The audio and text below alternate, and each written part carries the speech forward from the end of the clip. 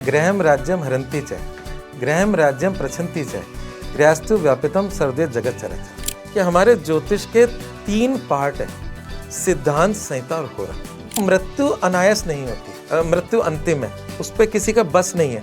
जब मार्केश आता है तो मृत्यु आती है।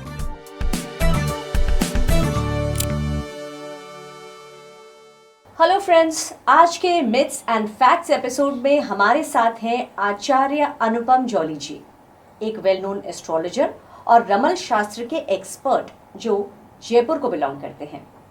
उनका एस्ट्रोलॉजी का सफ़र 30 साल से भी ज़्यादा का है और उन्होंने हज़ारों लोगों को क्लैरिटी और डायरेक्शन दी है। बहुत बहुत स्वागत अनुपम जी आपका हमारे इस podcast series myths and fact में। धन्यवाद। पिछले कुछ दिनों में, पिछले कुछ महीनों में बहुत सारी ऐसे इंसिडेंट्स हुए हैं, ऐसी ट्रेजेडीज हुई हैं जिनसे एक आम इंसान अपने घर में रहते हुए भी डरने लग गया है। इतने अपहीवल्स, इतना ज़्यादा ऊपर नीचे चीज़ें क्यों हो रही हैं? क्या ये किसी ग्रहों के कारण है, ग्रहों की स्थितियों के कारण है? क्या वजह है इन सब की? देखो, सब कुछ ग्रहों की वजह से होता है। हमारे ग्रंथों में लिखा है गृहं राज्यं हरन्ति च, गृहं राज्यं प्रच्छन्ति च, गृहस्थु व्यापितम सर्वदे जगत चराचरम्। इसका मतलब क्या, वो बता देता हूँ। ग्रह ही इंसान को राजा बनाते हैं, ग्रह ही राजपाट छीन लेते हैं। ये पूरा चराचर जगत ग्रहों से व्याप्त है। कहने का मतलब ये है कि आज हम स्टूडियो में बैठ के बात कर रहे हैं और लोगों तक पहुँच रहे हैं, तो इसमें बुध ऑपरेट हो रहा है। बुध का मतलब नॉलेज, नॉलेज बृहस्पति है, पर बुध एग्जीक्यूशन उसका, या कनेक्टिंग पीपल, लोगों से जोड़ रहा है।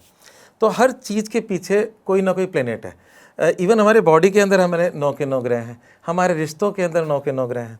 तो आसमानी जो काउंसिल है वो जो मतलब जिस हिसाब से बदलती है उसका असर हमारे पृथ्वी पर भी पड़ता है। तो जो इस समय आप अनिश्चितता के दौर की बात कर रहे हैं, तो उसमें अगर हम देखें तो बहुत सारे लोग ऐसा मानते हैं कि जैसे 2025 शुरू हुआ तो गड़बड़ी शुरू हो गई, ऐसी बातें चल रही थी। और आपसे बात भी हुई तो शुरू में ऐसी बातें चल रही थी। तो 2025 पे लोग इसलिए बोलते हैं, हालांकि मैं ये मतलब प्रॉपर ज्योतिष नहीं है, पर फिर भी एक आम आदमी की जो सोच से बताया था। न्यूमरोलॉजी में 9 अक्षर 9 नंबर होते हैं, हर एक का एक प्लेनेट होता है। 2025 की टोटल 9 होता है, 2025 का टोटल 9 होता है। तो इस वर्ष का अंक 9 है, जो मंगल का है। मंगल युद्ध का, गुस्से का, एक स्पोर्ट्समैनशिप का, पावर का, पुलिस का, मिलिट्री का, इन चीज़ों का मंगल होता है। तो इससे एक जर्नल सा लोग लगा लेते हैं कि 2025 तो ऐसे ही जाएगा, है ना। पर ये 9 नंबर वाला जो 2025 होता है, हर 9 साल बाद रिपीट होगा। 9 के बाद एक आएगा, 2026 जो होगा वो 1 नंबर होगा, जो सूर्य का होगा। फिर 2026 का 27 होगा, वो 2 नंबर होगा टोटल, अगर निकाले तो वो चंद्रमा का होगा। तो ऐसे हर 9 साल बाद ही रिपीट होता है। तो इसलिए ये एक सिंपल सा फैक्ट है, बहुत बड़ा नहीं है। पर हम जो भारतीय ज्योतिष में हम जो कैलकुलेशन करते हैं वो करते हैं चैत्र शुक्ल प्रतिपदा। मतलब ये हमारे सारा वो आसमानी गणित से चलता है। आसमानी गणित से कैसे चलता है? चैत्र का महीना क्यों? चित्रा नक्षत्र से बना है। चित्रा नक्षत्र पे जो पूर्णिमा आती है वो चैत्र का महीना होता है। विशाखा नक्षत्र पे जो पूर्णिमा होती है वैशाख का महीना होता है। तो हमारा जो नया वर्ष शुरू होता है चैत्र शुक्ल प्रतिपदा, इसे विक्रम संवत कहते हैं। अब ये विक्रम संवत क्या है? वही विक्रमादित्य है जो बेताल को अपने कंधे पे लाता था, बेताल उससे कहानी सुनाता था, फिर उसका उत्तर देता था। तो क्या ये सब कुछ मतलब कपोल कल्पित है? आज आप उज्जैन में जाओगे तो वहाँ पे एक सचमुच शमशान है, उसका नाम है विक्रांत भैरव। वहाँ पूजा होती है, रोज़ शाम को बड़ी आरती होती है, जहाँ से मतलब विक्रमादित्य उसको अपने कंधे पे लेता था। तो वो जो विक्रमादित्य थे उनके भी 9 रत्न थे, और 9 रत्नों में बराहमीर नाम के एक ज्योतिषी थे जो बहुत विद्वान थे। तो उस समय उन्होंने जो ये शुरू किया अपना संवत, तो आज 2082 साल हो गए उसको। और अगर इंग्लिश की बात करें तो ये 2025 है। तो विक्रम संवत जो 2082 है वो पूरा आसमान पे बेस चलता है।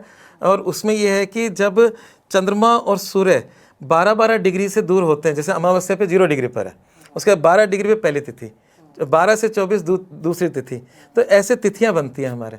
तो चैत्र का महीना शुक्ल पक्ष और प्रतिपदा का से हमारा नया वर्ष शुरू होता है। और उस दिन की अगर कुंडली की बात करें तो ये हमारा आया था इस वर्ष 30 मार्च को हमारा नया साल शुरू हुआ था इंग्लिश डेट के हिसाब से। तो उस दिन आसमान में 6 ग्रह एक साथ थे मीन राशि में, और टोटल 9 ग्रह होते हैं, और राहु के साथ 5 ग्रह, और मंगल और गुरु उसके बगल में थे, और राहु केतु सदैव आमने सामने होते हैं। तो आपको बड़े मज़ेदार बात बताता हूँ। जो पृथ्वी है, ये मान लीजिए, ये मेरे अंगूठा, ये मुट्ठी है, पृथ्वी है, और ये सूर्य है मान लीजिए, चंद्रमा पृथ्वी के चक्कर काट रहा है, पृथ्वी सूर्य के चक्कर काट रही है, और ये हमारा पूरा एक सौर परिवार है जिसमें मंगल है, बुध है, शुक्र है, सब है। और इन सब के बियॉन्ड एक गोला है। उस गोले में मतलब 12 राशियाँ जिसको कहते हैं, 27 नक्षत्र कहते हैं, उसको आप इंग्लिश में जोडियक बोलते हो, हिंदी में हमारा नाम है उसका भचक्र। तो वो जो गोला है उसी में से मतलब सब उसी से थ्रू होके गुजरेंगे, मतलब वो कहीं ना कहीं उस गोले पे कनेक्शन होगा उनका। सूर्य आज इस राशि में है, सूर्य कल उस राशि में है। तो जब नया वर्ष शुरू हुआ तो राहु केतु में खास बात यह है कि ये वो ग्रह हैं जिनका कोई एग्जिस्टेंस नहीं है फिर भी है और उनके पूरे रिजल्ट हैं वो कैलकुलेशन से आते हैं। जैसे आप कहते हो कि तंत्र मंत्र, जादू टोना, रोक टोक, भूत प्रेत, इस तरह की बातें करते हो, इनका कोई अस्तित्व नहीं है पर फिर भी डर है है ना। तो ऐसी राहु केतु का अस्तित्व नहीं है फिर भी डर है, फिर भी उनके परिणाम पूरे पूरे हैं। तो ये जो हमारे चंद्रमा का जो पाथ है, सूर्य का पाथ का, उसको क्रॉसिंग पॉइंट होता है। तो हम राहु को नॉर्थ नोड और केतु को साउथ नोड कहते हैं। तो ये जो गोला है आपका जोडियक, उसमें राहु जहाँ होगा उसके बिल्कुल 180 डिग्री पे केतु होगा। तो जब नया वर्ष शुरू हुआ इस बार, तो राहु केतु के एक तरफ जब सारे ग्रह आ जाते हैं उसे बोलते हैं काल सर्प योग। तो यहाँ पर जब नया साल शुरू हुआ तो सारे ग्रह 6 ग्रह एक साथ बैठे थे राहु के साथ, और 2 ग्रह बाहर थे और एक सामने केतु था। तो कहने का मतलब ये है कि ये एक काल सर्प योग जैसा था। हालांकि काल सर्प योग जैसा इसलिए बोला कि शनि 2 डिग्री पीछे था, साथ था राहु के पर 2 डिग्री पीछे था, तो एक तरह से आंशिक काल सर्प योग। तो अगर हम उस गोले की बात करें, उसके एक तरफ सारे ग्रह आ जाए और एक तरफ खाली हो जाए तो बैलेंस बिगड़ गया, और बैलेंस बिगड़ गया तो उस साल का भविष्य में थोड़ा बैलेंस बिगड़ेगा, है ना। तो ये कह सकते हैं कि हमारा जो नववर्ष शुरू हुआ तो उसमें 6 ग्रह एक साथ थे, और सारे ग्रह बाकी बचे ग्रह जो बृहस्पति और मंगल है, जिनकी दृष्टियाँ भी अलग अलग तरीके से काउंट होती है, वो सब केतु को देख रहे थे। तो एक बड़े परिवर्तन की गणित थी, और उस गणित में सभी लोग कयास लगा रहे थे, पता नहीं क्या हो जाएगा, विध्वंस हो जाएगा, ये हो जाएगा, वो हो जाएगा। उस समय मैं तटस्थ था। मैंने जिस प्रकार की बातें चल रही थी, क्योंकि हमने भी कुछ समय पहले कोविड देखा था, और कोविड देखा था उससे डरे हुए थे हम लोग।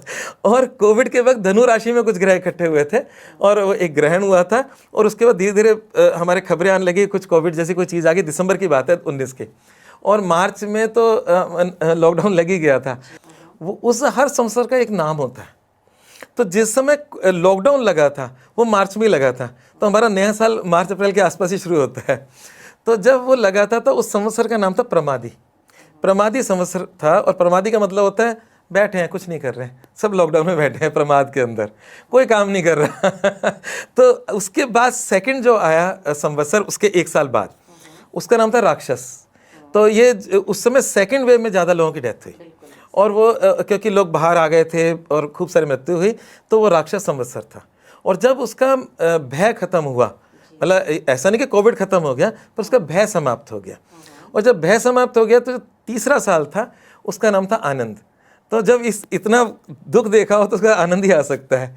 और अभी जो नया संवत्सर शुरू हुआ है, तो जिसमें आप सिर्फ यही देख रहे हो कि मतलब युद्ध हो रहे हैं, भारत पाकिस्तान हो रहा है, उसको भी समझाएंगे अच्छे से क्यों हुआ, कैसे हुआ। परंतु जो आपने सब देखा, प्लेन क्रैश और इस तरह की बातें देखी, तो उससे हमारे मन में एक घबराहट आई है। पर इस संवत्सर का नाम ऐसा नहीं है, इसका नाम है सिद्धार्थी। सिद्धार्थी के अंदर लोगों के इंटेलेक्चुअल ज्ञान, विज्ञान, अध्यात्म, इसकी भी वृद्धि होगी।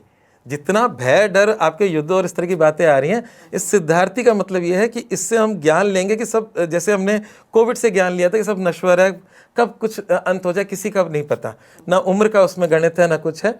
तो ऐसी अब इस समय बौद्धिक उन्नति, आध्यात्मिक उन्नति, वो भी पैरेलली चल रहा है इस सब डर के साथ साथ। तो ये एक मतलब आसमानी काउंसिल है जिसको देखकर हम सारे बातें करते हैं। तो उस समय जो नया साल शुरू हुआ था, उस समय थोड़ा सा आसमान में डिसबैलेंस था, और एक अद्भुत रचना हो रही थी जिसमें 6 ग्रह एक साथ थे, और 6 ग्रह एक साथ थे, और सारे के सारे ग्रह केतु को देख रहे थे। और केतु जो है वो हेडलेस है। आपने एक कहानी सुनी होगी, समुद्र मंथन हुआ, उसमें जब अमृत बंटने लगा, बाकी सब चीज़ तो सबने बांट ली, जहर किसी ने नहीं बांटा, भगवान शिव ने लिया। तो जब सब कुछ बट रहा था तो अमृत पे सबका ध्यान था। देव और असुर का, जिनकी लड़ाइयाँ होती रहती है, उन दोनों में कंबाइंड एफर्ट था, तो कुछ नियमावली बनी। जब कंबाइंड कर रहे हैं दो परस्पर दुश्मन, और वो अकेले के बस की बात नहीं थी, तो वो जो उनका जो सब कुछ बना, तो उसमें ये था कि सब सिस्टम से चलेगा, बराबर से बटेगा। तो पर असुरों को अधीरता थी अमृत के वक्त, तो जो इंद्र थे उन्होंने मेरे बेटे जयंत को दे दिया मटका कि तू निकल यहाँ से, नहीं तो ये झपटने वाले हैं। तो वो 12 साल तक भागता रहा। और 12 साल का मतलब जो हम ब्रह्मा का एक दिन बोलते हैं, हमारे यहाँ के 12 साल होते हैं। तो वो जो कुंभ का मेला हर 12 साल में लगता है, तो अलग अलग जगहों पे, तो उस 12 साल में 4 जगहों पे अमृत भी गिरा और उसकी रक्षा सूर्य और चंद्रमा करे। तो ये सारी जो कहानियाँ हैं वो सब एस्ट्रोनॉमी बेस्ड है। तो वापस अपने असली प्रश्न पर आ जाता हूँ, नहीं तो ये बहुत ही भटकाव हो जाएगा। तो वही राहु केतु उस समय जब फाइनली जब बंटने लगा, तो एक असुर ने अपना रूप बदला और जाके बीच में देवों के बीच में बैठ गया और उसने अमृत ले लिया।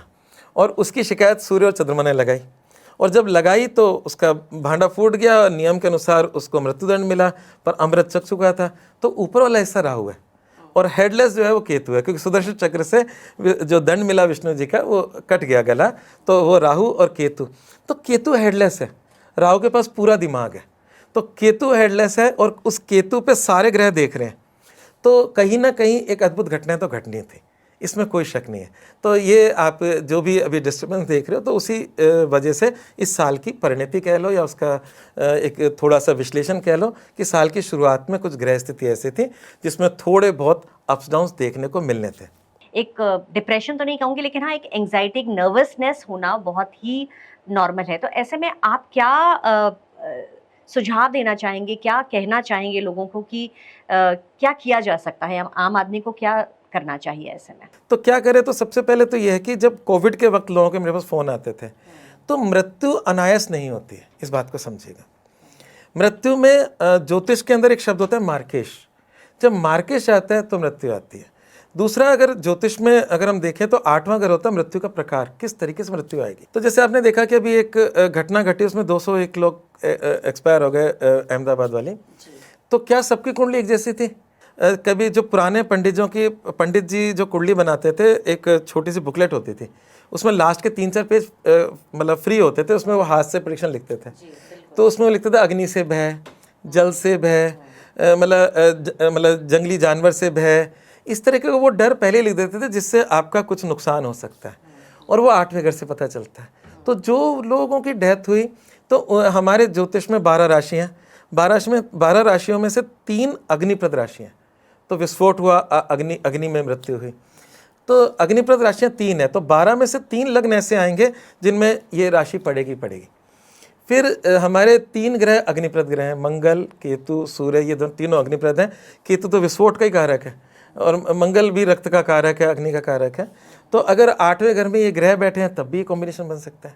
हो सकता है ना राशि है ना ग्रह है, पर ग्रह की दृष्टि है, तो किसी भी कारण से ये कॉम्बिनेशन बन सकता है। तो परम्यूटेशन कॉम्बिनेशन बहुत सारे बन जाते हैं जब हम देखते हैं। तो मृत्यु के कारण में अगर अग्नि किसी प्रकार से आ रही है और मार्केस चल रहा है, तो ये सब बातें संभव है। तो मैं सालों के अनुभव से बोल रहा हूँ। तो आपका प्रश्न था कि प्रिकॉशंस, तो सबसे पहले ये पता होना चाहिए कि हमारा समय क्या चल रहा है। वो ज्योतिषी से आप गाइडेंस ले सकते हो जाते वक्त। अगर आपके समय के अंदर मार्केश की दशा चल रही है तो ज़रूर प्रिकॉशंस करें। तब आपको कोई एडवेंचर स्पोर्ट्स नहीं करने, आपको संभल के ज़िंदगी चलनी है। तो हर चीज़ का कैलकुलेशन है, और कैलकुलेशन में पहले पता लगता है ठीक है मृत्यु अंतिम है, उस पर किसी का बस नहीं है। और जब किसी का बस नहीं है और किसी को नहीं पता कि कब आएगी, पर यह पता कि ये ड्यूरेशन हमारे लिए रिस्की है, तो उस समय तो हम संभल तो सकते हैं ना। ये हमारे हाथ में, कर्म करना हमारे हाथ में। चाहे पॉलिटिक्स हो, चाहे हम वॉर की बात करें, चाहे इकोनॉमी की बात करें, बहुत अनस्टेबिलिटी सी दिखाई दे रही है।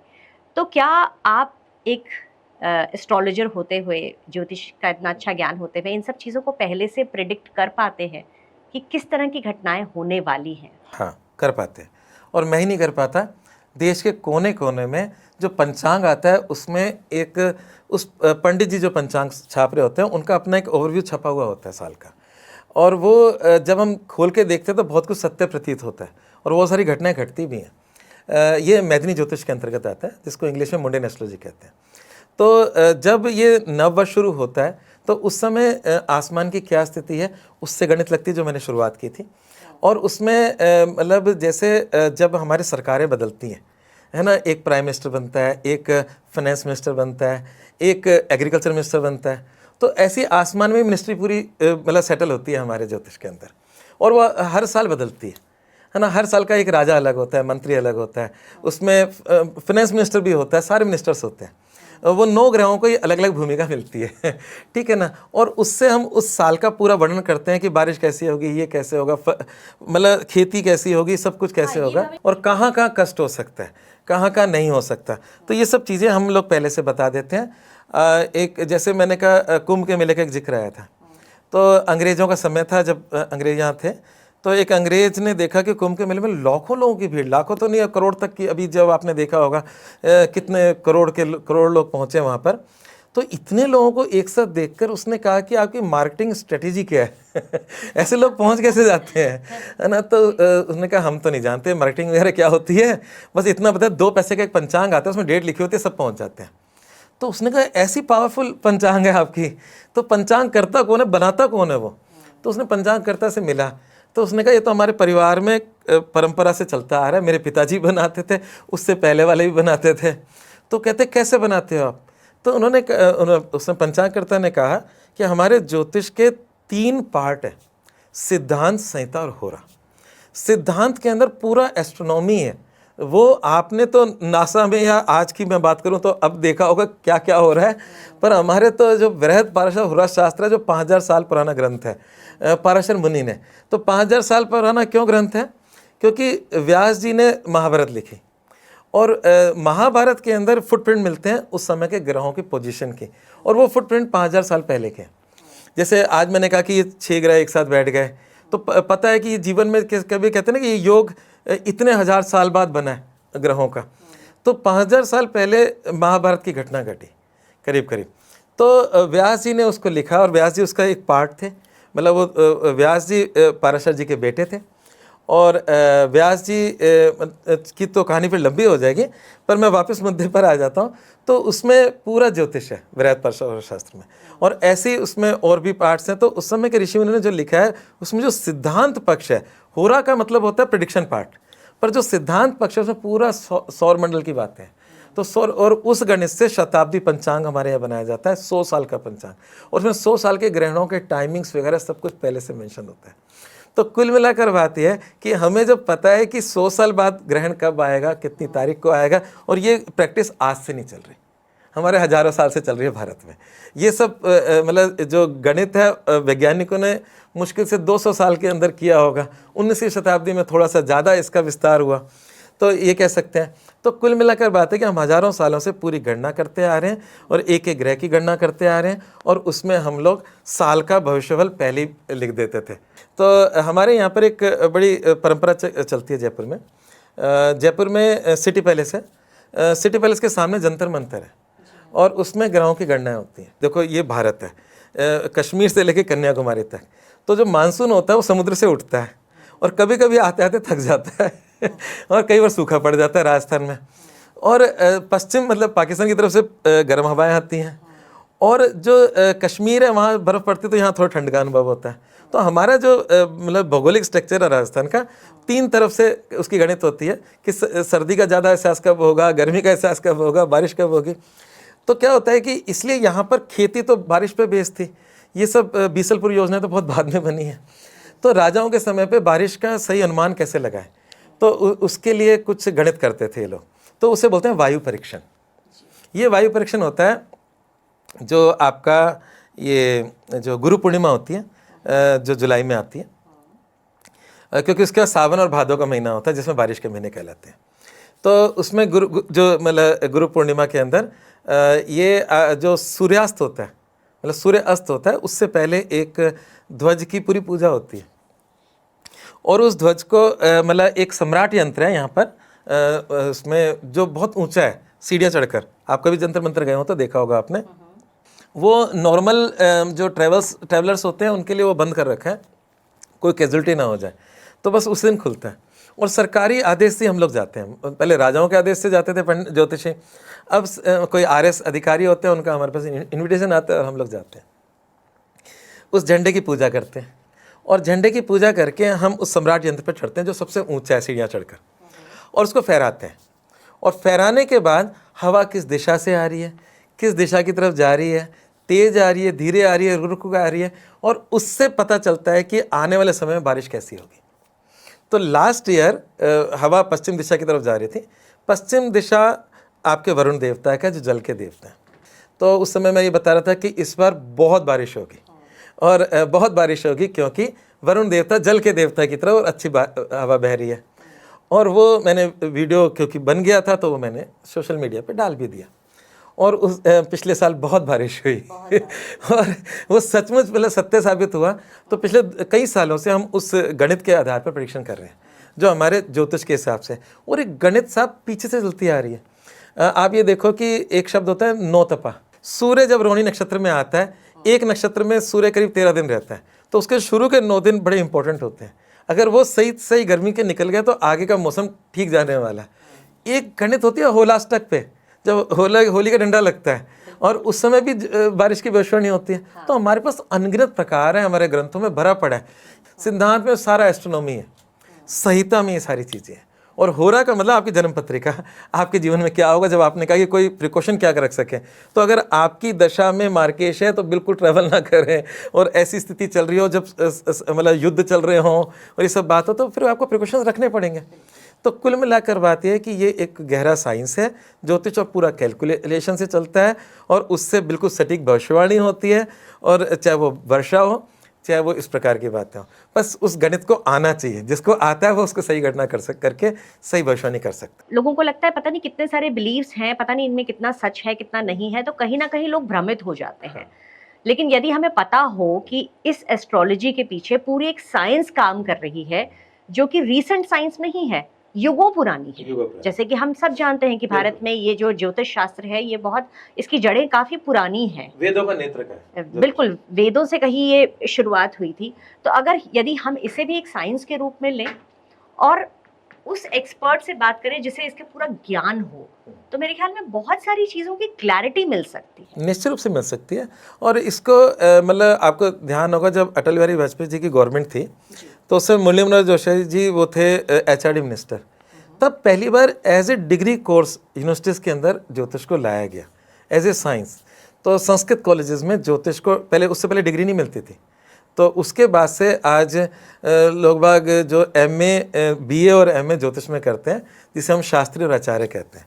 और देश भर के अनगिनत मतलब यूनिवर्सिटीज़ के अंदर इस समय ज्योतिष के अंदर आपको शास्त्री और आचार्य की डिग्री मिलती है। यदि ये सब कुछ पता है तो क्या अनुपम जी इन चीज़ों को कहीं किसी तरीके से रोका नहीं जा सकता? जैसे ये जो बड़े बड़े मिसहैप्स होते हैं, देखो किस रूप में आएंगे ये हमें नहीं पता, हमें सिर्फ संकेत मिलते हैं। जैसे फॉर एग्जांपल आपको मैं ना एक ढंग से समझाता हूँ। थोड़े समय पहले एक हमने पाकिस्तान को सबक सिखाया, और उसके कुछ समय बाद हमारे देश में एक हवाई दुर्घटना भी हुई, है ना, जिसमें कई लोग मर गए। इसको आप ज्योतिष से समझें, फिर आपको समझ में आएगा कि हम कैसे रोक सकते हैं, नहीं रोक सकते, उसका भी थोड़ा आपको आइडिया लगेगा। देखिए, भारत की जो जन्म कुंडली है, जैसे इंसान की कुंडली होती है, ऐसे देशों की भी कुंडली है। और हमारे भारत की जन्म कुंडली, जिसपे हम भारत की भविष्यवाणी करते हैं, वो है 15 अगस्त 1947 00, मतलब 14 की रात 15 की सुबह 00, मतलब मध्य रात्रि में हमारा देश आज़ाद हुआ। और ये समय किसने निकाला? एक ज्योतिषी ने निकाला। आपको पता है ये बात? मैं बताया था। तो उनका नाम था सूर्य नारायण व्यास। उस समय जो भी पॉलिटिशियंस हमारे थे, मदन मोहन मालवीय जी और सरदार वल्लभ भाई पटेल, उन्होंने उज्जैन के सूर्य नारायण व्यास जी से संपर्क किया, और उन्होंने कहा कि अब जब स्थिति आएगी कि देश आज़ाद होना है, तो उन्होंने रात्रि का समय चुना और वृषभ लग्न का चुना। वृषभ लग्न भगवान कृष्ण का लग्न है। भगवान कृष्ण भी मध्य रात्रि में पैदा हुए थे और 16 कला संपूर्ण थे। तो वो एक होता है अभिजीत मुहूर्त, तो वो दिन का अभिजीत और रात्रि का अभिजीत। रात्रि अभिजीत जो 12 बजे के आसपास आता है, रात्रि अभिजीत में भारत देश आज़ाद हुआ। पाकिस्तान एक दिन पहले आज़ाद हुआ बिना किसी मुहूर्त के, और पाकिस्तान की स्थिति और भारत की स्थिति आपको दिख सकती है। तो और पाकिस्तान का जो शहर था वो कराची था, और भारत का शहर था दिल्ली। तो जब पाकिस्तान की कुंडली बनती है 14 अगस्त की, वो मेष लग्न की बनती है, और भारत की कुंडली बनती है वृषभ लग्न की। जो मेष राशि है वो है इसको बोलते हैं मूवेबल साइन, मतलब चर राशि, जिसमें परिवर्तन हो रहे हैं। और जो वृषभ राशि है वो है स्थिर साइन, मतलब जिसको बोलते हैं स्टेबल है, वो नॉट मूवेबल। तो हमारे भारत में स्थिरता और पाकिस्तान की स्थिरता आप देख सकते हो। कभी उनके एक राष्ट्रपति को मतलब जेल पहुंचा दिया जाता है। एक जुल्फ़िकार अली भुट्टो थे, उनको फांसी चढ़ा दी थी। और एक थे, उनको हवाई जहाज से वो नीचे नहीं उतर पाए हेलीकॉप्टर से, मुशर्रफ जी, नीचे तख्ता पलट हो चुका था। तो वहाँ पे अस्थिरता का जोर बना रहता है, उसमें बिना ज्योतिष के वजाद हुआ था। ये जो सूर्य नारायण व्यास जी हैं, बाद में उनको राष्ट्रपति पुरस्कार मिला, उनके नाम से एक डाक टिकट जारी भी किया भारत सरकार ने। तो यहाँ पर जो भारत का जो जन्म हुआ वो 15 अगस्त 1947, इंटीग्रेटेड भारत, मतलब वैसे तो भारत प्राचीन है, सनातन, मतलब जिसका कोई अंत नहीं है, आदि है, पर मतलब कई सारे थपेड़ों के बाद एक जो उसको रूप मिला वो अंग्रेजों के बाद, उससे पहले गणराज्य हुआ करते थे, अलग अलग राजा हुआ करते थे, उन सबको एक इंटीग्रेटेड कर दिया गया। तो इंटीग्रेटेड भारत जो हुआ 15 अगस्त 1947 को हुआ। तो जो भारत की कुंडली है उसमें हर कुंडली के अंदर तीसरा घर पड़ोसियों का होता है। मतलब वैसे इंसान की कुंडली हो तो उसमें हम छोटे भाई बहन का सुख, पड़ोसी, दोनों बातें देखते हैं। तो भारत का पड़ोस का जो घर है उसमें कर्क राशि आ रही है, और कर्क राशि में बहुत सारे ग्रह बैठे हैं। तो हमारे जीवन में हमारा सारा जो एनर्जी है वो पड़ोसियों में ही जाता है, चाहे वो चीन हो, बांग्लादेश हो, पाकिस्तान हो, उसमें हमारी उस कुंडली के अनुसार। और वो घर पराक्रम का भी होता है। तो इसका मतलब भारत का पराक्रम भी अच्छा है, पर पड़ोसियों में अंगेज ही रहेगा, मतलब उसकी लाइफ का एक एनर्जी उसमें व्यतीत रहेगी। तो वो जो कर्क राशि है हमारे तीसरे घर में पड़ती है, जो पड़ोसियों की राशि है। अब देखो आसमानी काउंसिल कैसे चलती है। मंगल कर्क राशि में नीच का होता है। तो जब कर्क राशि में मंगल नीच का था, भारत ने वहाँ पर बम गिरे, उनको तबाह किया, अभी पहलगाम की घटना के बाद। तो इसका मतलब यह कि पड़ोसी की दुर्गति, मंगल नीच का वहाँ से गुजरा है, और मंगल युद्ध का कारक होता है, नीच का मतलब बुरी अवस्था में, तो वहाँ पे कष्ट दिया उसने। और जो पाकिस्तान की कुंडली है उसमें ये जो 4 नंबर की राशि है वो चौथे घर में पड़ी। भारत का वृषभ लग्न है, पाकिस्तान का मेष लग्न है, तो ये राशि पाकिस्तान के चौथे घर में पड़ रही है, जो राशि हमारे तीसरे घर में पड़ी है, जिसमें मंगल नीच का था। और मंगल नीच के होने की वजह से उसकी दुर्गति हुई पड़ोसी की, और वहाँ पर जान मान की हानि भी हुई, चाहे वो आतंकवादी मरे या जो भी मरे, पर हानि हुई। और वो पाकिस्तान की चौथी राशि थी, चौथी उसकी लैंड होती है, चौथा घर होता है लैंड का, आवाम का, जनता का। तो वहाँ पे जनता भी हतोत्साहित हुई, वहाँ पे उनके लैंड पे बम भी गिरे। अब आते हैं, ये घटना को छोड़ देते हैं।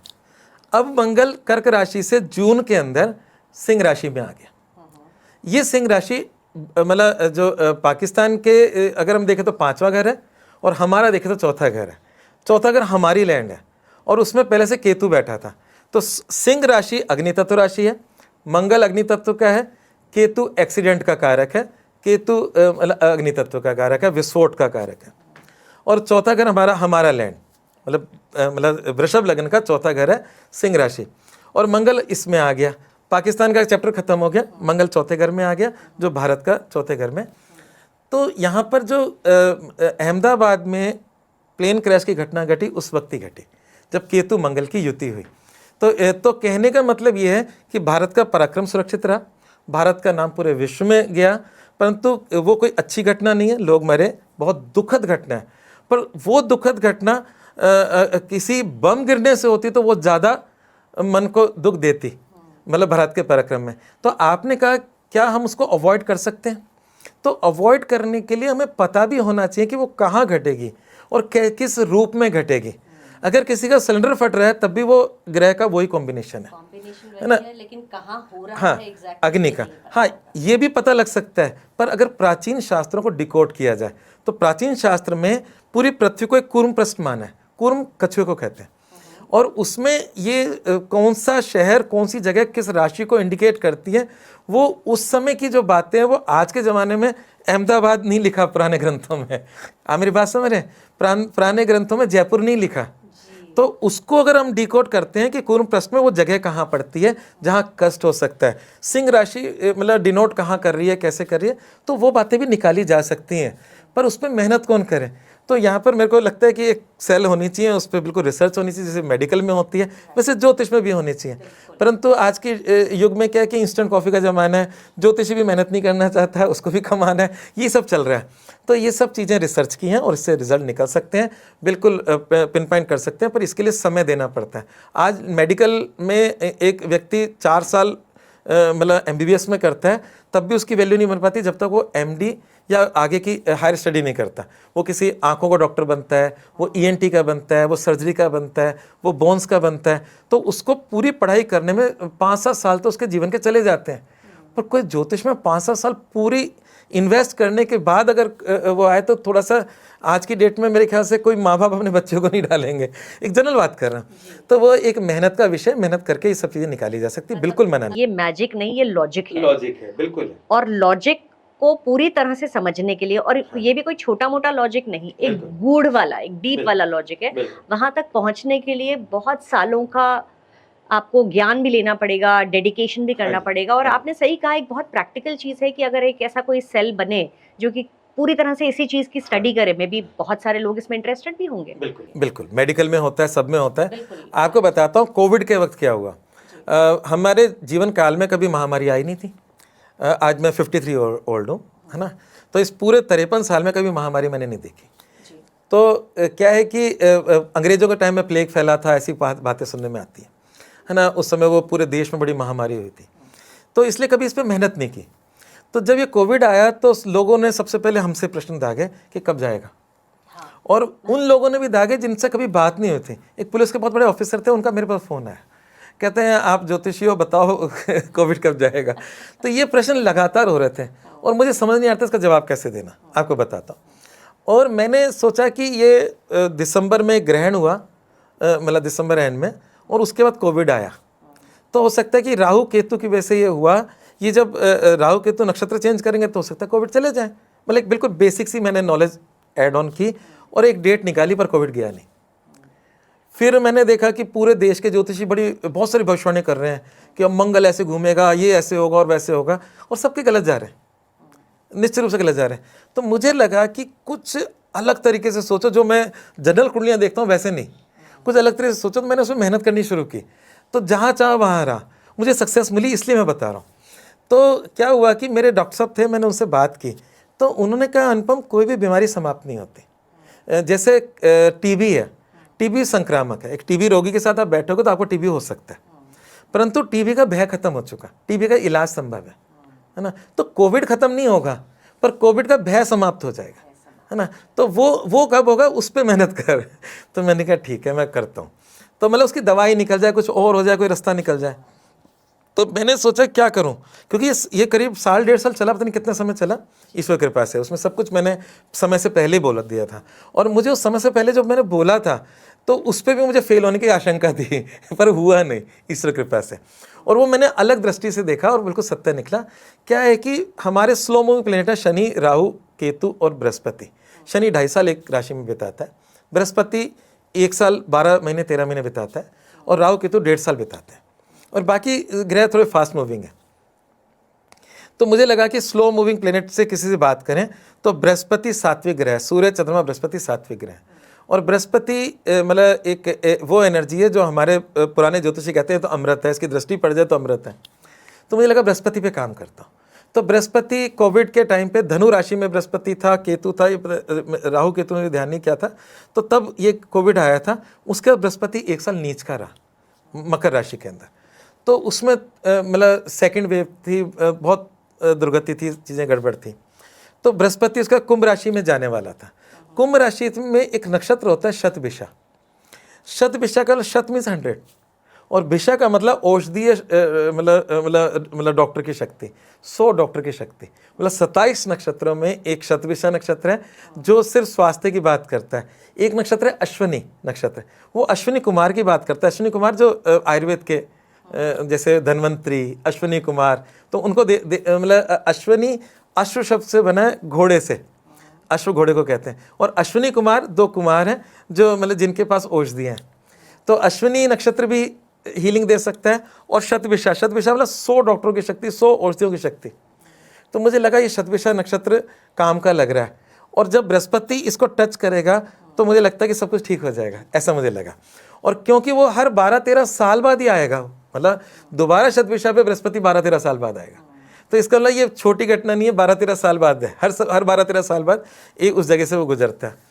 तो मैंने शतभिषा नक्षत्र पे जब बृहस्पति आएगा उसकी डेट निकाली, और उसकी मैंने घोषणा कर दी कि इसके बाद कोविड गया, चिंता मत करो।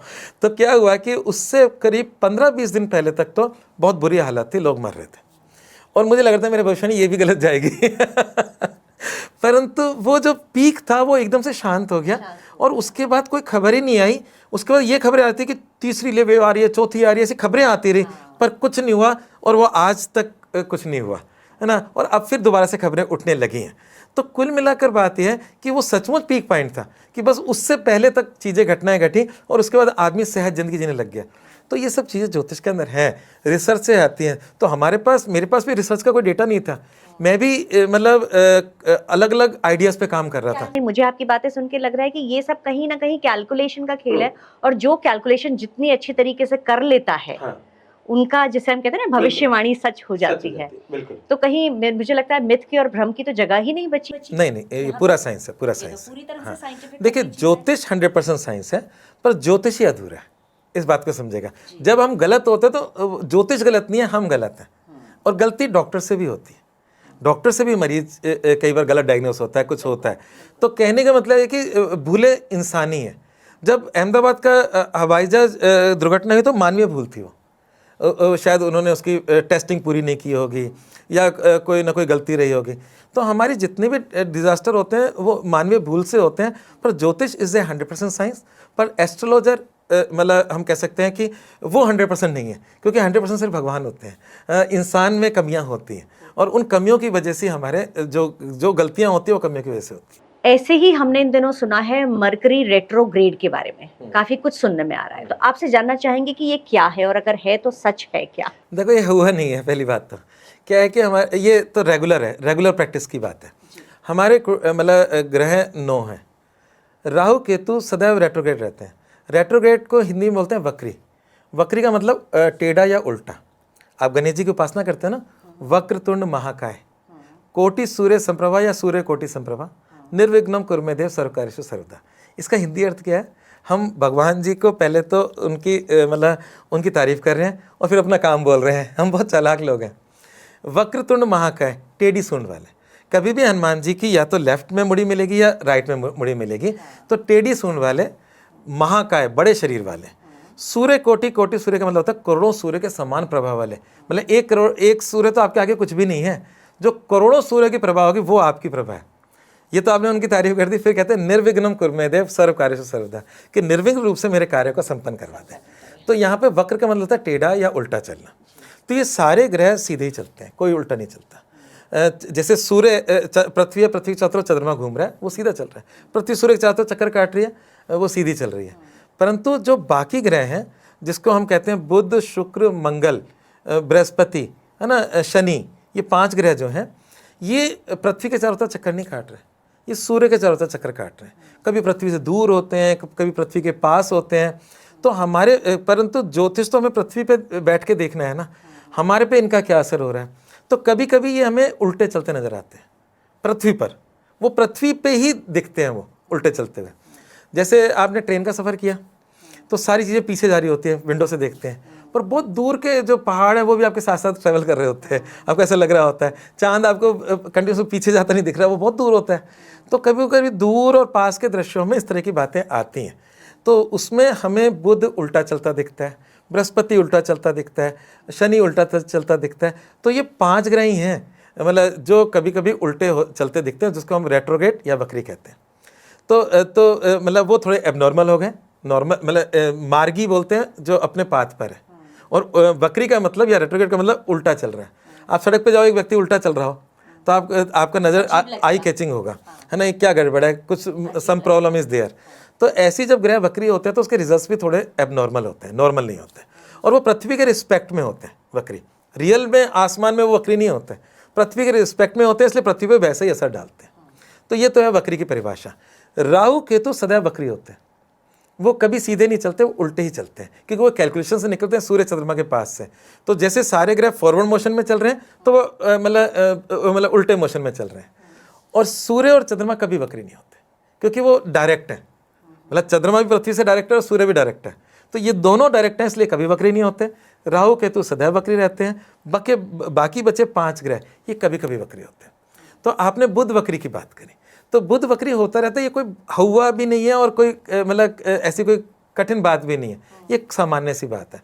ये आपको मतलब कुछ महीनों में अक्सर ये आप देख सकते हो कि आजकल क्योंकि न्यूज़ में उसको ऐसे छाप दिया जाता है। बिल्कुल। हाँ जी।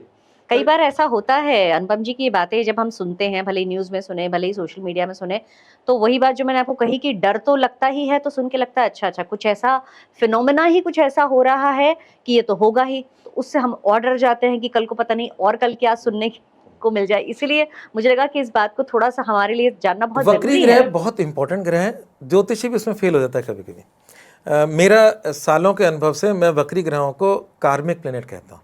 राहु केतु कार्मिक होते हैं और वक्री ग्रह भी कार्मिक होते हैं। कार्मिक का मतलब होता है हमारे पिछले जन्म से संबंध रखते हैं। तो हमारी एक ज़िंदगी चल रही है बड़ी सिंपल तरीके से, तभी अचानक से हमारे जीवन में उथल पुथल आ जाती है और बड़े हैरान होते हैं कि ये तो हमारे प्लान में ही नहीं था, हमारी ज़िंदगी में नहीं था, ये हुआ क्या हमारी ज़िंदगी में। तो उसमें वक्री ग्रह रोल अदा करते हैं और वो कार्मिक होते हैं, पिछले जन्म की वजह से होते हैं और हमारे जीवन में वो रिजल्ट जरूर देकर जाते हैं। तो ये एक मुख्य बात है कि वक्री ग्रह बाकी ग्रहों से अलग होते हैं। इसमें एक बड़ी मज़ेदार बात और है, अगर कोई ग्रह नीच का वक्री हो तो वो उच्च के रिजल्ट देता है, और अगर उच्च का वक्री हो तो वो नीच के रिजल्ट देता है। तो वो क्या, जब कोई उच्च का वक्री ग्रह होता है तो आसमान में वो बड़ा अच्छा हाई क्वालिटी का दिख रहा होता है, पर असल में नहीं होता। तो ये जीवन में भी ऐसे रिजल्ट मिलते हैं। तो आपको बताता हूँ, जैसे नीच का वक्री का मतलब यह है कि आपकी स्थिति नीच जैसी है और अगले पल आप राजा बन गए, क्योंकि वक्री का मतलब उल्टे रिजल्ट दे रहा है। छोटा सा एग्जांपल देता हूँ आपको। शाहरुख खान एक दिन शराब पी के अपने बेटे के साथ वानखेड़े स्टेडियम में जाता है। वहाँ के गार्ड से उसकी हाथापाई होती है, गाली गलौज होती है और बड़ा मतलब पूरे न्यूज़ में छपता है और पूरे देश में उसकी बदनामी भी होती है, जो स्वाभाविक है, गलत कार्य करें तो बदनामी होगी, और थू भी होती है शाहरुख खान के लिए, और अपने इन फ्रंट ऑफ उसके बच्चे के सामने, है ना। मतलब अब ये सारी घटना होती है जो एक नीच की स्थिति है कि मतलब एक उसकी सब कुछ, और जो क्रिकेट बोर्ड है उसको वानखेड़े स्टेडियम में बैन कर देता है, इतने साल तक आप बैन हो। वो तो अब जाके हटाए बैन उसका, तो कुछ साल के लिए बैन भी कर देते हैं कि तुम कभी जिंदगी इतने साल तक जा ही नहीं सकते इस स्टेडियम में। ये होगी एक दिन पहले की घटना, अखबार पूरा भरा हुआ है। उसके एक आध दिन बाद आईपीएल टीम उसकी जीत जाती है और फिर अखबारों में फिर सुर्खियाँ आती हैं कि शाहरुख खान की टीम जीत गई है, उसमें पैसा भी मिलता है, शोहरत भी मिलती है, सब कुछ मिलता है। तो एक दिन पहले कुछ हो रहा है, अगले दिन कुछ हो रहा है। तो ये सब चीज़ें ऐसे मतलब एबनॉर्मल घटना है, तो ऐसी घटती हैं जीवन के अंदर। ग्रहों से सब कुछ फिक्स हो जाता है, यानी कि हम अपनी किस्मत को बदल भी सकते हैं। इसमें कहाँ तक सच्चाई है? देखो, दो तीन बातें हैं। कर्मों का फल निश्चित है और हमने करोड़ों जन्म लिए पास्ट में, ठीक है, और उसका एक डेटाबेस कुछ चलता रहता है। जैसे हमारे वैज्ञानिकों ने एक नियम दिया कि क्रिया की प्रतिक्रिया होती है, या मतलब एक है E=mc², अल्बर्ट आइंस्टीन ने, मतलब एनर्जी और मास में परिवर्तन होता है ना। E means energy, M for mass, C for अपना मतलब ये जो लाइट की जो स्पीड है उसको लेते हैं, C मतलब करंट, है ना। तो ऊर्जा परिवर्तित होती है, तो और क्रिया की प्रतिक्रिया होती है। ये दो फिक्स रूल हैं जो वैज्ञानिकों के और पूरे विश्व में चलते हैं। हम जो कुछ भी करेंगे किसी न किसी रूप में हमारे सामने वापस आता है, और हमने अनेकों जन्म लिए। भीष्म पितामह बानों की शैया पे पड़े थे, उन्होंने अपने कहा, कृष्ण जी से कहा कि मैंने 100 जन्म देख लिए, कुछ ऐसा नहीं किया मैंने जो मुझे ऐसे लेटना पड़े। तो उन्होंने कहा कि 100 से भी आगे जाओ, ऐसे हो ही नहीं सकता। तो थोड़ा सा और आगे पीछे गए उस स्मृति के अंदर, तो पता चला कि भीष्म पितामह एक रास्ते से जा रहे थे, सामने सांप आ गया एक, जो अर्जुन था उस समय पे। उन्होंने सांप को उठाया और यूँ फेंक दिया रास्ता साफ करने के लिए, और वो कांटों की झाड़ी में जाके गिरा सांप, और उसके पूरे शरीर में वो कांटे घुस गए, और वहीं वो उसके खून रिश्ता रहा और बेचारा तड़प तड़प के मरा होगा। तो वो जो 100 जन्मों से पहले भी कोई क्रिया की थी, वो इस जन्म में अर्जुन के बाणों से वो पूरा मतलब बिंद गए और उनको उस शैया पे लेटना पड़ा। तो इसमें कर्मों से बदलाव कैसे होता है वो मैं आपको थोड़ा सा बताता हूँ। हमारी जो कुंडली बनती है वो एक्चुअल में करेक्शन की कुंडली होती है। हर व्यक्ति के जीवन में एक जो कुंडली बनती है वो अनायास नहीं होती, वो अनायास नहीं होती जैसे इंसान की मृत्यु होती है। अच्छा, ये सब प्रैक्टिकली इसको अगर प्रूफ करना है तो नहीं कर सकता मैं, है ना, हम ग्रंथों के आधार पे बता रहा हूँ, परंतु जब आप समझोगे तो आपको समझ में बात आएगी। क्योंकि मैंने मरने के बाद क्या होगा, मरने के बाद ही पता चलेगा सीधी सी बात है। परंतु हमारा बिलीफ सिस्टम है कि जब हम मरते हैं तो मरने के बाद जो आत्मा है उसके मतलब यही बृहदपाशा होरा शास्त्र जो हमारा ज्योतिष का ग्रंथ है, इसमें 7 लोग नीचे बताएं, 7 लोग ऊपर बताएं। मतलब भूलोक बीच में है, ये पृथ्वी लोक को भूलोक बोला है, इसे मृत्यु लोक भी कहा है। तो डिमोशन का मतलब नीचे वाले लोग, जिनको आप नर्क बोलते हो, रस तलातल, ऐसे रसातल, ऐसे बहुत सारे नाम है उसके, मतलब 7 लोक आर देयर। ऊपर के 7 लोक हैं, तो भूलोक, भूवर लोक, स्वर्ग लोक, आपने सुना ओम भूर भुवा स्व तत्सवितुर्वरेण्यम भर्गो देवस्य धीमहि धियो यो न प्रचोदयात्। तो आप भूलोक मतलब पृथ्वी लोक, स्व मतलब स्वर्ग लोक, और ओम भूर भूवर लोक और स्वर्ग लोक, तीनों की कामना कर रहे हो आप। भूवर लोक आपको पितृलोक जैसे। तो इंसान जब मरता है, उसकी आत्मा जब फ्री होती है, तो कर्मों के अनुसार अगर कोई आसक्ति है, कोई मतलब सडन डेथ हो गई, तो कभी कभी कुछ लोग भूलोक पर ही रुक गए, उनको आप भूत प्रेत कहते हैं। कुछ लोगों का डिमोशन नीचे के लोक में चला गया, कुछ लोग प्रमोटों के ऊपर के लोक में चले गए, जिसमें पितृलोक भी एक ऊपर का लोक है, अच्छे लोकों में। अच्छा, उस लोक में कब तक रहोगे? जब तक कि आपके सिस्टम के ग्रह ना आ जाए, तब आप उस मतलब गर्भ को चुनोगे। जन्म पत्रिका उस निर्वहन का है, तो उस लोक में आप उस समय तक रहोगे जब तक आसमानी गणित ना बन जाए आपके पैदा होने की। और जब आसमानी गणित बनती है तो आप जन्म लेकर पृथ्वी पे वापस आ जाते हो, और जब पृथ्वी पे आ जाते हो तो आपकी वो कुंडली होती है।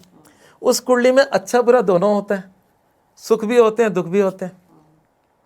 और सुख दुख के अंदर हम कहते हैं कि ये सब कुछ फिक्स हो गया, बिल्कुल फिक्स हो गया। उस फिक्स के अंदर हमारे पास क्या है? स्व विवेक। स्व विवेक से हम उसमें प्लस माइनस कर सकते हैं, और प्लस माइनस में भी कुछ में कर सकते हैं, कुछ में नहीं कर सकते।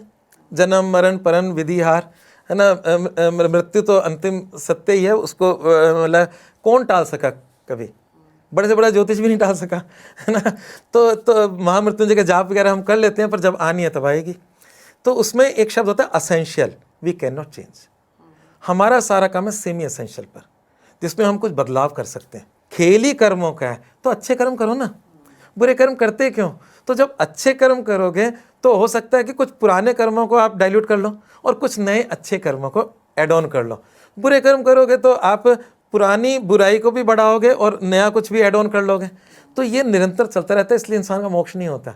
तो एक पगडंडी तो कुंडली के रूप में मिल गई हमें कि ऐसे ही गुजरना है, पर हम अपनी समझ से उस पगडंडी के राइट और लेफ्ट भी चलते हैं, और जब राइट और लेफ्ट चलते हैं तो उसे बोलते हैं क्रियामान कर्म। जैसे अभी थोड़ी देर पहले मैंने यहाँ से पिया, गले में कुछ ऐसा लगा कि कुछ ड्रिंक करना चाहिए, पीना चाहिए, चाय वगैरह, उससे मेरे को थोड़ा सा आराम मिला बोलते वक्त। तो ये इंस्टेंट कर्म है, इसका अगले जन्म में जाके गले को आराम नहीं मिलेगा, अभी मिला है मुझे, है ना। मैं अभी बोल रहा हूँ तो अभी आपके प्रश्नों के उत्तर मिल रहे हैं, कोई अगले जन्म में नहीं मिल रहे।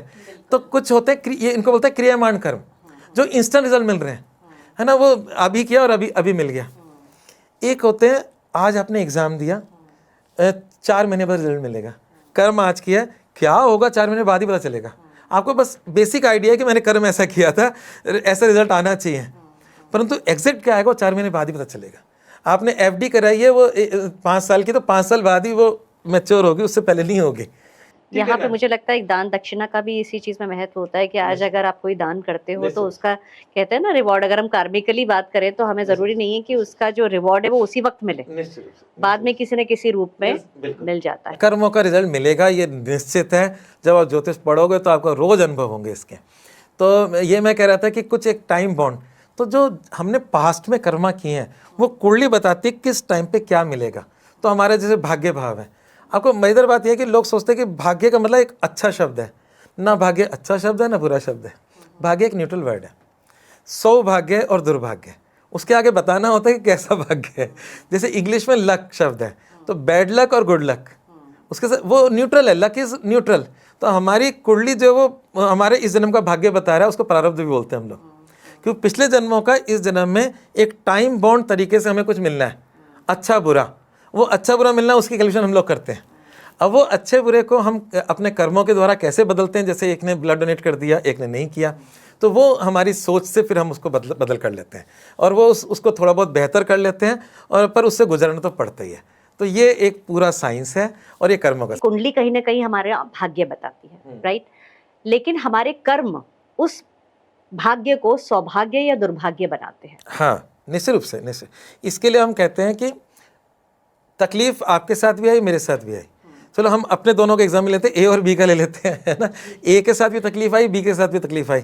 ए रो पीट के गुजार रहा है और ए बी समझदारी से गुजार रहा है, उसे पता निकलना तो, इससे गुजरना तो पड़ेगा ही। तो इसको मतलब हमारे बोलते हैं ज्ञानी काटे ज्ञान से, मूर्ख काटे रहे। मतलब तकलीफ दोनों के साथ है, पर उसको आप कैसे हैंडल करते हो वो विवेक हमारे में होना चाहिए। उस विवेक के लिए लोग सत्संग में जाते हैं, लोग ज्योतिषियों के पास आते हैं, या किसी मतलब ऐसी चीज़ें लेते हैं। ये सब हमें ट्रांसफर मतलब ये ट्रांसफॉर्म भी करते हैं। ये हमें हमारे जीवन में ट्रांसफॉर्म करता है। इसमें एक कहानी है, जैसे फॉर एग्जांपल एक बार नारद जी शिव जी के पास आए, तो नारद जी त्रिकालज्ञ थे, उनकी मतलब उनके पास दिव्य दृष्टि थी, जिसे संजय को वेद व्यास जी ने दी थी महाभारत के समय। तो मतलब उन्होंने कहा कि पार्वती जी क्या कर रही हैं, तो नारद जी को उन्होंने कहा आप खुद ही देख लो। तो उन्होंने कहा वो स्नान कर रही हैं। तो शिव जी को लगा कि ये चीज़ सही नहीं है, मतलब इस तरह की शक्तियाँ इंसान के पास होना सही नहीं है। तो हमारे मतलब फ्यूचर के आगे एक पर्दा है, इस बात को समझिएगा। अगर मुझे कल क्या होगा तो मेरा उठना बैठना बिगड़ जाएगा, ठीक है ना।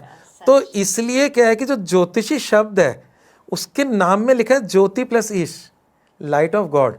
बिना ईश्वर की कृपा से वो भी नहीं उत्तर दे सकता, इस बात को समझिएगा। साइंस तो हमने पढ़ ली, अभी तक मैं साइंस की बात कर रहा था, परंतु साइंस में एस्ट्रोनॉमी होती है ना, और इंग्लिश में एस्ट्रोलॉजी बोला जाता है, पर भारत के अंदर इसे ज्योतिष बोला जाता है। ज्योतिष के कई मीनिंग हैं, पर एक मीनिंग जो मुझे सबसे ज़्यादा पसंद है, मतलब ज्योति प्लस ईश्वरीय ज्योति, लाइट ऑफ गॉड। तो विदाउट लाइट ऑफ गॉड आप उस भविष्य का पर्दा नहीं हटा सकते, और वो कितना हटाना है उसमें भी ईश्वर की मर्जी चलती है। तो जो आपने कहा कि क्या सब कुछ पहले से लिखा जा सकता है, तो नहीं, हम उस वक्त अपना पूरा कंसंट्रेशन करते हैं और उस संकेतों से हम कुछ उत्तर देने की कोशिश करते हैं। सच बात तो ये है, और उसमें जब हमारा मतलब ईश्वरीय कृपा भी होती है तो हम बिल्कुल सही पॉइंट तक पहुंच भी जाते हैं, और फिर वो चमत्कारिक ज्योतिषी हो भी जाता है। अब बात करते हैं हम कुछ दोषों की। जैसे होता है ना कि हम सुनते हैं कि मांगलिक दोष है, लोगों में तो शादी नहीं हो सकती। इन चीज़ों में कहाँ तक सच है? भारत में हम लोगों को एक सिखाया गया कि नेगेटिव मत बोलो, नहीं तो वो आप पर उसका असर होगा। सदैव नेगेटिव को भी अच्छे तरीके से बोलो। तो मैं क्योंकि जयपुर का हूँ, और जयपुर में और बाकी देश में भी, मतलब रेस्ट ऑफ जगह में भी ऐसी बात होती होगी, जब कोई व्यक्ति शाम को अपनी दुकान बंद कर रहा होता है तो कोई नहीं कहता दुकान बंद कर रहा, कोई पूछे मंगल कर रहे हैं, बढ़ा रहे हैं, तो वो शब्द बदल गए उसके। बंद करना इट इज़ ए नेगेटिव, है ना। दुकान बंद कर रहे हैं तो वो कह रहे हैं हम बढ़ा रहे हैं या मंगल कर रहे हैं। तो हमारे हर चीज़ को, नेगेटिव को हमने शब्द बदल दिए कि जीवन में सदैव पॉजिटिव बोलो। तो मांगलिक दोष, अब मांगलिक हो गया तो दोष का कहाँ से रहा है ना। मांगलिक इज ए शुभ वर्ड, तो यहाँ पर इसका मतलब मंगल से बना हुआ कोई दोष है। और मंगल जब कुंडली में 1, 4, 7, 8, 12 घर में होता है, मतलब 12 भाव होते हैं, उसमें पहले, चौथे, 7वें, 8वें, 12वें घर में मंगल होता है, मांगलिक होता है। तो टोटल 12 भाव होते हैं। उनमें से 12 में से आप ये देखो कि 1, 2, 3, 4 मतलब 5 घर तो ऑक्यूपाई हो गए मंगल से। तो इसका मतलब 12 में से 5 घर में अगर मंगल होगा तो मांगलिक होगा। तो ये 60-40 का रेशो हो गया, मतलब 10 में से 4 लोग तो मांगलिक मिलेंगे ही मिलेंगे। ये तो आधुनिक युग की बात कर रहा हूँ, जो आज सॉफ्टवेयर से लोग मांगलिक मिलान करते हैं। पर अगर थोड़ा बैक चले जाएं, जब कंप्यूटर नहीं होते थे, तो पंडित जी तो एक चंद्र मांगलिक की बात करते थे, तो उसमें तो 70-80% लोग मांगलिक हो जाते थे। तो इसलिए मांगलिक वो भी हुआ नहीं है ना। मांगलिक होना एक सामान्य बात है, और एक मांगलिक की भी जिंदगी, वैवाहिक जीवन अच्छा चल सकता है, एक नॉन मांगलिक की खराब हो सकती है। क्योंकि हमारे ज्योतिष में 7वां घर बहुत इंपॉर्टेंट होता है, वो विवाह के सुख का होता है। अगर किसी का 7वां घर बिगड़ा हुआ है तो उसके जीवन में वैवाहिक सुख में दिक्कत आएगी। और इसमें एक कुंडली होती है नवमांश कुंडली। नवमांश कुंडली एक ऐसी कुंडली है जिसके अंदर आप मल्टीपल मैरिजेस का भी सुख देख सकते हो, कि पहली मैरिज अगर खराब है क्या दूसरी अच्छी रहेगी मेरे जीवन में। तो पूरा कैलकुलेशन है ये भी। तो किसके जीवन में वैवाहिक सुख नहीं है तो नहीं है उसमें, फिर कुंडली में अगर नहीं है तो, और किसी में है तो उसको वैसा ही पार्टनर मिलेगा जो सही होगा। तो ये भी पहले से लिखा हुआ है। और पति पत्नी भी अनायास नहीं होते, संतान भी अनायास नहीं होते, माता पिता भी अनायास नहीं होते, सबका कार्मिक बंधन होता है हमारे साथ। लोग डिप्रेशन में नजर आ रहे हैं, मतलब आए दिन लोग साइकाइट्रिस्ट के पास जा रहे हैं हेल्प के लिए, और कि हमें डिप्रेशन हो रहा है। तो इन सब का कुछ कनेक्शन एस्ट्रोलॉजी से हो सकता है क्या? पूरा है। देखिए, ज्योतिष के अंदर चंद्रमा मन का कारक है। जिनका क्षीण चंद्रमा होता है, कमज़ोर चंद्रमा होता है, उन पे चीज़ों का असर जल्दी हो जाता है। और अगर आपके राहु के साथ चंद्रमा है तो हमें मतलब एक होता है ना नज़र लगने की इम्यूनिटी, वो भी जल्दी लगती है। तो हमारे पे जो सांसारिक चीज़ों का असर हम पे जल्दी होता है। मैं ना आपको एक, ये सारा कारण है लाइफस्टाइल का। हमारे पिछले कई सालों में लाइफस्टाइल ऐसा बदला है जिसकी वजह से ये उसका साइड इफ़ेक्ट है। दूसरा, पहले एक हमारा ब्रह्मस्थल आंगन होता था खुला, उस खुले आंगन में हवा और रोशनी हर कमरे में पर्याप्त होती थी। तो इसको बोलते हैं आकाश तत्व। जितना ऊंचा होगा वो आकाश तत्व बढ़ेगा। तो हमारे तो आकाश ओपन टू स्काई होता था सेंटर में। देखो सतयुग के बाद आता त्रेता युग, त्रेता युग के बाद आपका द्वापर युग, और द्वापर युग के बाद कलयुग, फिर कलयुग के बाद मतलब आरोही क्रम में द्वापर, त्रेता और सतयुग, ऐसे ऐसे साइकिल चलता है। तो हमारे त्रेता युग से बात करते हैं। सतयुग में तो सब कुछ अच्छा ही था, है ना। तो हम त्रेता युग की बात करते हैं। तो उस समय पे आपने सुना होगा कि कैकेयी कोप भवन में चली गई, ये आपने सबने सुना है। और फिर जब कोप भवन में चली गई तो दशरथ जी गए उनको मनाने।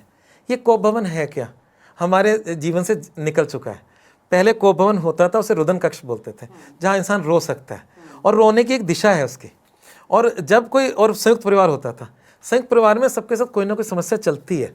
और आज न्यूक्लियर फैमिली कोई किसी को कुछ बता ही नहीं रहा, और अचानक से पता चलता है। कल तक वो हंस रहा था, सोशल मीडिया पे बहुत अच्छा दिख रहा था, और आत्महत्या कर ली अगले दिन। तो क्योंकि वो अपना दिल कहीं खोल नहीं रहा। तो जो संयुक्त परिवार होते थे उसमें कोई एक कष्ट में कैसे पता चले, तो वो रोदन कक्ष में जाता था। और रोदन कक्ष उसको मतलब उसके मतलब स्ट्रेस से डिस्ट्रेस करता था। वो रोदन कक्ष होता था वेस्ट और नॉर्थ वेस्ट के बीच में। नॉर्थ वेस्ट को वायव्य कोण बोलते हैं, और पश्चिम दिशा और वायव्य कोण के मध्य में, जिसको इंग्लिश में बोलते हैं WNW, मतलब पश्चिम उत्तर पश्चिम दिशा, मतलब इन दोनों के मध्य में जो दिशा होती है उसमें वो रोदन कक्ष बनता था। और ये सदियों से चलता आ रहा नियम है कि अगर आप डिप्रेशन में हो, तनाव में हो, थोड़ी देर वहाँ बैठ जाओ और बैठ के अपना दिल हल्का कर लो, रो लो, आप हल्के हो जाओगे। तो पुराने ज़माने में अगर कोई सदस्य वहाँ चले जाता था, वो हल्का तो होते था, पर पूरा परिवार अटेंशन में आ जाता था कि कोई प्रॉब्लम है उसको, चलो उससे पूछें। तो जब कैकेयी उसमें गई तो राजा जी चिंता हो गए दशरथ जी को, इनको क्या तनाव हो गया। तो गए उनसे पूछने के भी तुम्हें क्या तनाव है। तब उसने कहा कि नहीं साहब, मेरे बेटे को राजा बनाओ, ये करो, वो तो सब आपको पता ही है। तो ये परंपरा में वो जोन है, वास्तु जोन, वो आपको डिप्रेशन से बाहर निकालता था। दूसरा, और भी बहुत सारी ऐसे मतलब इतने सारे पॉइंट्स हैं, ये तो बहुत छोटे से मैंने पॉइंट्स बताए। अगर उस जीवन शैली में पुराने में आ जाएं तो आपको ये सब चीज़ें नहीं होंगी। मैंने छत की बात करी, मैंने आंगन की बात करी, मैंने उस कमरे की बात की। ग्रहों में अगर चंद्रमा खराब है और सूर्य खराब है तो हम कहते हैं कि सूर्य मतलब पिता, सूर्य का मतलब आत्मा, चंद्रमा का मतलब मन, और चंद्रमा का मतलब माता।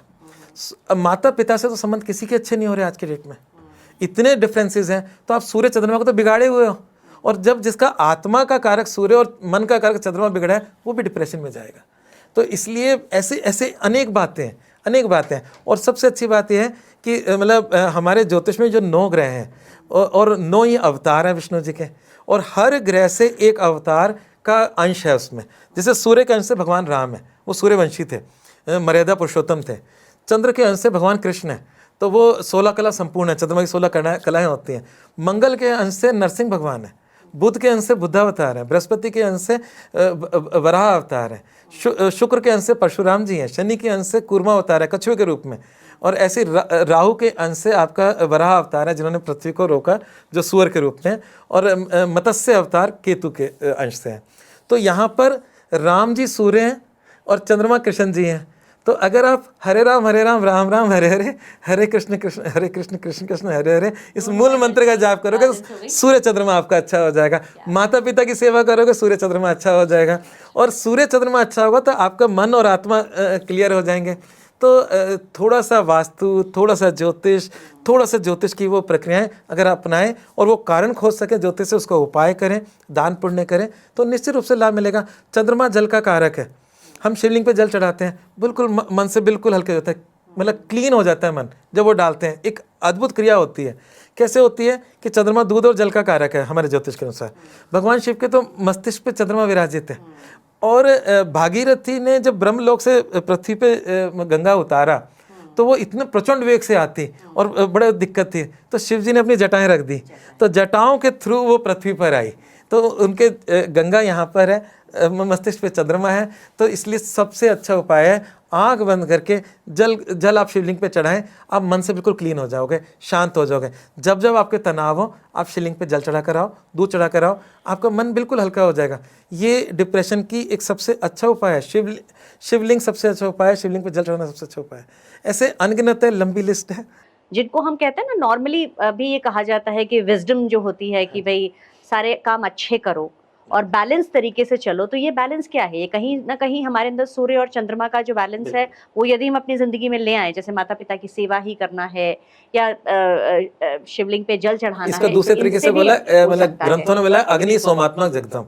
अग्नि और सोम से जगत की उत्पत्ति हुई है। अग्नि सूर्य और सोम चंद्रमा है। सोमवार बोलते हो ना, हमारे 7 वार से 7 ग्रहों से 7 वार बने। सोमवार चंद्रमा का ग्रह मतलब वार है। मंगल ग्रह का वार है। बुधवार बुध ग्रह का वार है। इस प्रकार से 7 वार बने। तो सोम चंद्रमा है। अग्नि सोमात्मक जगतम, पूरा जगत अग्नि और सोम से बना है। सूर्य और चंद्रमा उसके मुख्य आधार है। रैपिड फायर राउंड जैसा है, तो कुछ मैं आपसे सवाल जल्दी से करूंगी। एक छोटा सा सवाल होगा और उसका आपको फटाफट से जवाब देना है। आई होप कि व्यूअर्स इस एक्टिविटी को हमारे एंजॉय करेंगे। तो मेरा पहला सवाल, सन 2025 का सबसे ज्यादा खतरनाक महीना कौन सा है? अभी चल रहा है। एक्चुअल में क्या है, सितंबर अभी मंगल केतु साथ बैठे, जो विस्फोटक है। इसके बाद मंगल दूसरी राशि में चले जाएगा, कन्या में, सामने शनि होगा।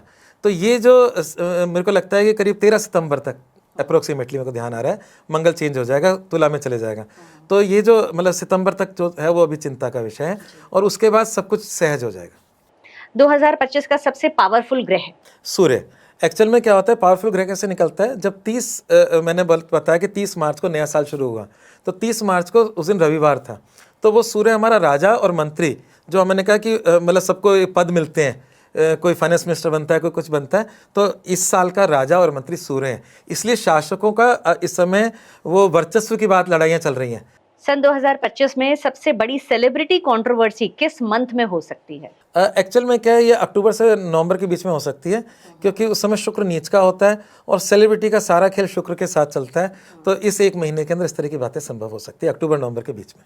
किस राशि के लोगों के लिए 2025 सबसे ज्यादा लकी? वैसे ये इंडिविजुअल प्रश्न है, क्योंकि हर कुंडली में इस सब की गणित बदल जाती है, पर मोटे तौर पे मिथुन राशि वालों के लिए बहुत ही अच्छा समय चल रहा है। कन्या राशि वालों के लिए बहुत अच्छा चल रहा है। इसमें कुंभ राशि वालों के लिए बहुत अच्छा चल रहा है। तो ये 3 राशियाँ मुझे ऐसा लगता है कि इनको कुछ एक्स्ट्रा गेनिंग मिल रही है, क्योंकि इनके गेनिंग हाउस से मतलब कुछ ग्रह ऐसे गुजर रहे हैं, पापी ग्रह गेनिंग के अंदर लाभ दे जाते हैं। हर आदमी को अपनी लाइफ को स्मूथ करने के लिए एक सिंपल एस्ट्रोलॉजिकल टिप, वो क्या हो सकती है? प्रभु शरणम केवलम, नाम जप का आधार होना चाहिए, और उससे बहुत लाभ मिलता है। और दान पुण्य जरूर होने चाहिए। अपने जीवन में अच्छे कर्म करो, निश्चित रूप से लाभ मिलेगा, रात को नींद अच्छी आएगी। और एक ही उपाय है, प्रभु शरणम ही केवलम। आपका बहुत बहुत धन्यवाद कि आज आपने यहाँ हमें अपना कीमती वक्त दिया है, और जो आपने हमें संदेश दिए हैं और जो टिप्स दी हैं उनके लिए आपका बहुत बहुत धन्यवाद। आपका भी धन्यवाद बुलाने के लिए। हाँ जी। यदि आपके पास कोई भी ऐसा सवाल है जिसका जवाब आप हमसे जानना चाहते हैं, तो प्लीज़ हमें कमेंट ज़रूर कीजिए। हम कोशिश करेंगे आने वाले एपिसोड्स में आपके उन्हीं सभी सवालों का जवाब देने की, और हमें आपके सवालों का इंतज़ार रहेगा। कमेंट ज़रूर कीजिए, बताइए ज़रूर कि आपके सवाल क्या हैं। Thank you so much.